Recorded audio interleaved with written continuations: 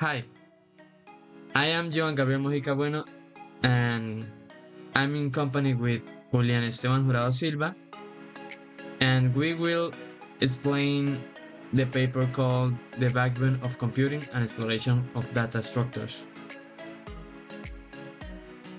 What is a efficient algorithm and effective algorithm? The main difference is that the efficient algorithm focuses on getting the job done, regardless of the details, while the only goal being is functionality.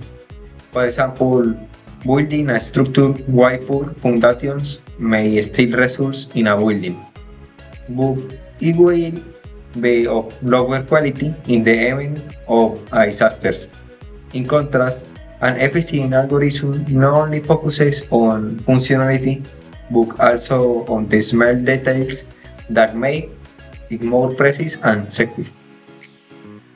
Why data structures are considered the backbone of modern computing and how they impact the design of efficient algorithms? They are considered important because, thanks to these data structures, long term efficiency can be achieved in the operation of large scale projects. For example, sites like Facebook, Instagram, and other social networks have appropriate data structures for efficient handling. What is O1 in time complexity?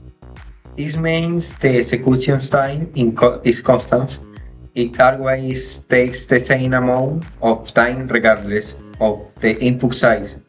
For example, accessing a specific element in array by its index.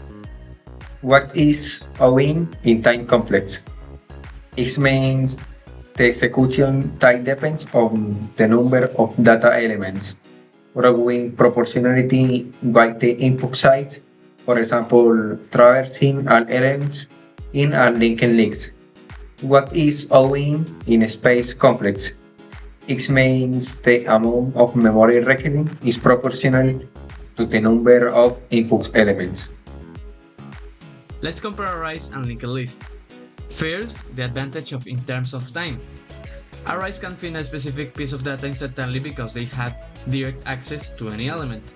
That's why we say it's O1. Linked lists, on the other hand, make it easy to insert or delete data at a specific position without affecting the rest of the data. Now, the advantage in terms of space. Arrays store their data in one continuous block of memory, which helps optimize memory usage. Linked lists don't need a continuous block. They can grow dynamically using memory as it needs. Moving to disadvantage in time. With arrays, inserting or deleting something in the middle or at the start means you have to shift the other elements around. With linked lists, finding an element by position takes longer because you have to go through each node one by one. Finally, the disadvantage in space. Arrays can waste memory if you reserve more space than you actually use.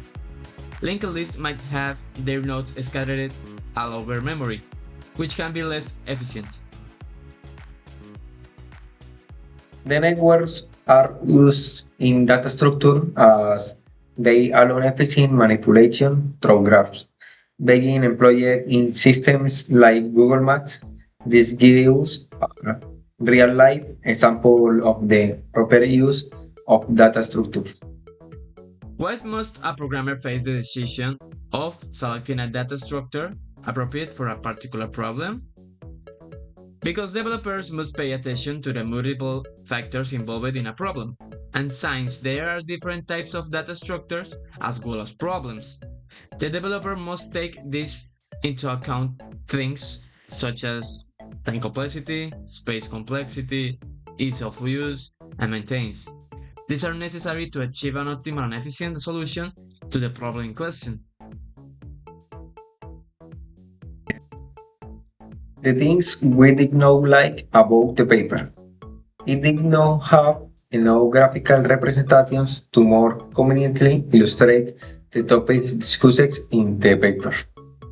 There was a lack of examples to further explain the topic and the use of the concept presented. Other thing is the redundancy in some camps which could have been avoided. as the arguments were repeated when they had already been clarified.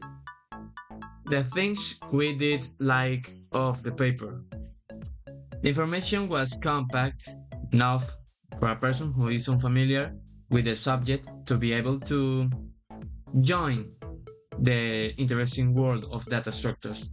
Another thing we also liked was the verifiable information, because you can apply this information in a real world example. Okay, in the real world there are different types of data structures, and you can apply this knowledge, and you can see how this is used in real time in both large and small projects.